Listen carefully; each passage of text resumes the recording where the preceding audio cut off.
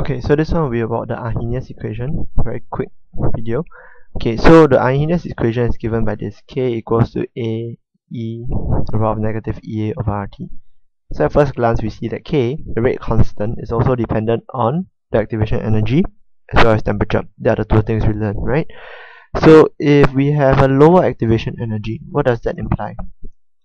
It also implies that EA over RT will be lower. Negative EA over RT would be higher. E to the power of negative EA over RT would be higher, and therefore K would be higher. Okay, we're assuming that A is positive. So if likewise, if EA is higher, K decreases, right?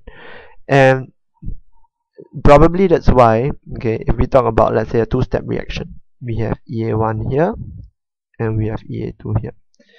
Now, which is the slow step? The slow step is the one with the slowest rate, right?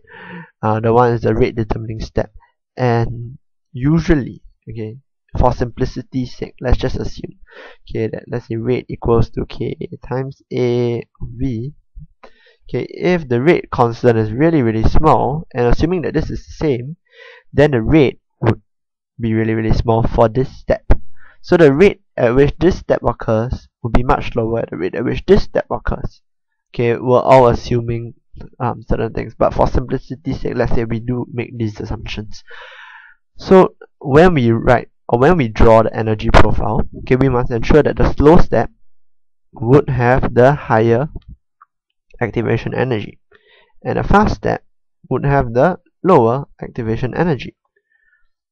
Okay, and some questions they would ask about this relationship. For example, in the 2005 A-level question, they ask what effect will the presence of the catalyst have on the rate constant for this reaction. So we know that presence of catalyst, the catalyst would decrease the activation energy, right? Because it provides an alternate pathway. And because we know that this affects K in this certain way, so a decrease in EA would lead to an increase in the rate constant. So K is dependent on EA in this way, and if they ask about catalyst or anything that affects EA, then you can go on to talk about K.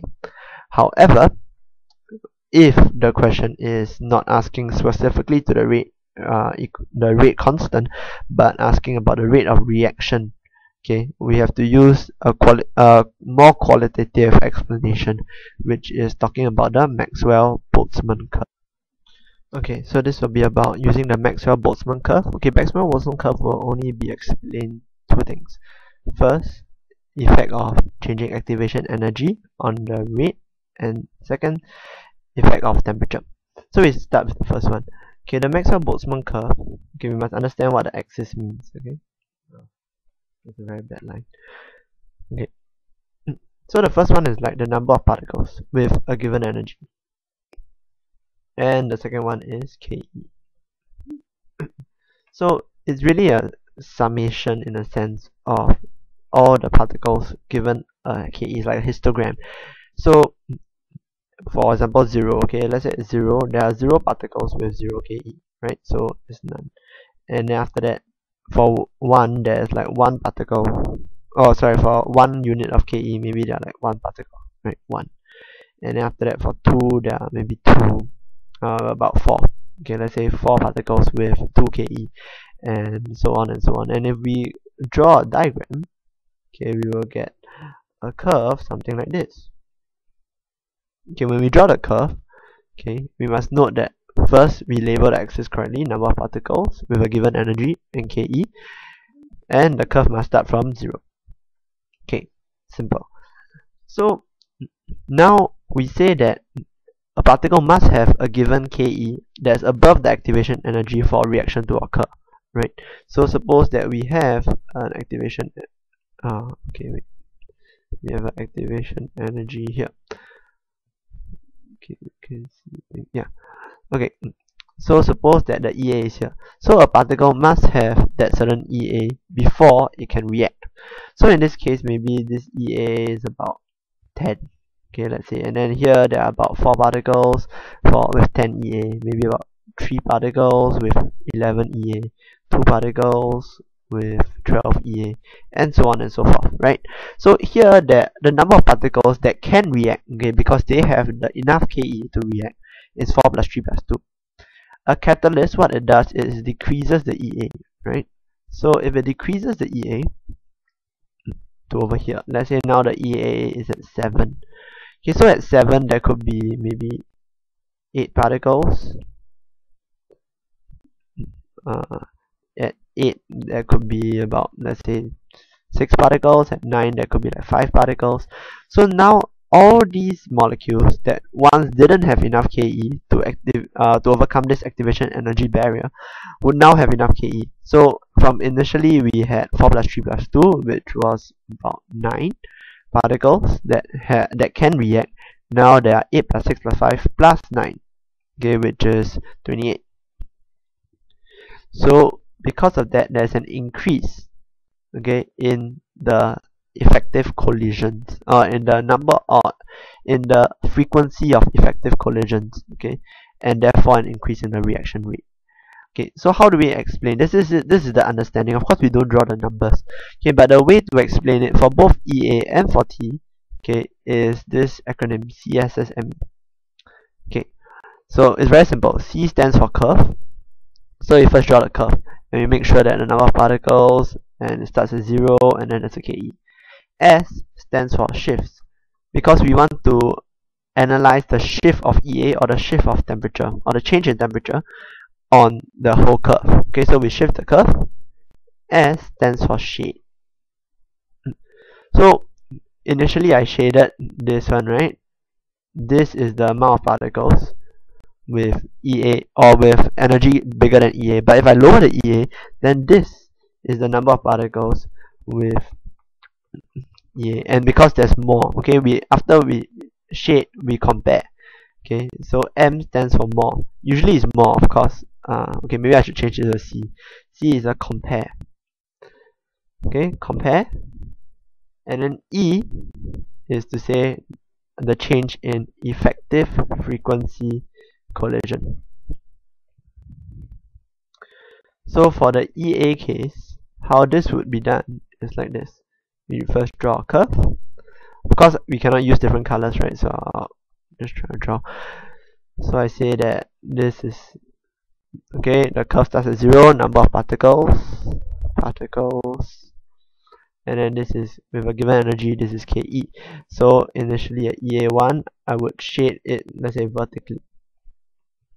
And then this is EA2, I will shade it horizontally. Okay. So I draw the curve, then there's a shift, and then there's a shade. Of course, I must label my shading. Okay, so this is number of particles with Ke greater than, more than equals to EA1. Okay, and after that, this is number of particles with Ke greater than or equals to EA2, right? And after I compare, okay, so I compare, I say that okay, first my shift, I say catalyst decreases this, and after I compare that, because this area is greater than this area, so a decrease in activation energy has led to an increase in effective frequency collision, and hence the reaction rate. Same thing for temperature, but temperature, let's understand how the temperature shift would work. Okay, it's not just a shift in EA, very simple, but temperature shift works in this way.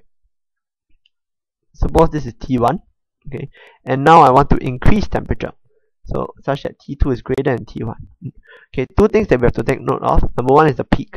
The peak will shift to the right, okay, because now more have greater Ke. And secondly is the, okay, at a peak is the position both in the x-axis, which is the Ke, and in the y-axis, which is the number of particles. So if I increase temperature, the understanding is that I have more ways to spread it out. So it will not be so concentrated at one temperature, at a peak temperature. So this will shift downwards. Okay, from here it will shift downwards. So the number of particles will decrease okay, the number of particles will decrease, but the position, okay, or the position of the peak in terms of Ke will shift to the right. So always decrease and shift to the right, or shift it like that. That's at a peak position. Okay, so same thing. We want to analyze. Okay, maybe T2 should be about here. T2 should end off here. Maybe about I'll usually end off about the same as T1. Okay, so what will happen is this. I want to do now that I've shifted. Okay, first I draw the curve, right? Then after that shift. So I shifted the temperature like this, and I know how to shift by changing the peak. But both must still start from 0, because there is no particle with 0 Ke. And after I shade. So I shade. I say this is the one with greater energy at T1, or at T2, and this is the one with Ke greater than activation energy at T1. So then after that I compare, which is this is more than this, and therefore by increasing the temperature I have increased the number. Okay, I compare, right? And because of that, then I increase the number of effective frequency collision, and hence increase the reaction rate. So just remember CSSCE, curve, shift, shade. Okay, shade the area, compare the areas that you have shaded, and after that relate it to the effective frequency collision, and hence the reaction.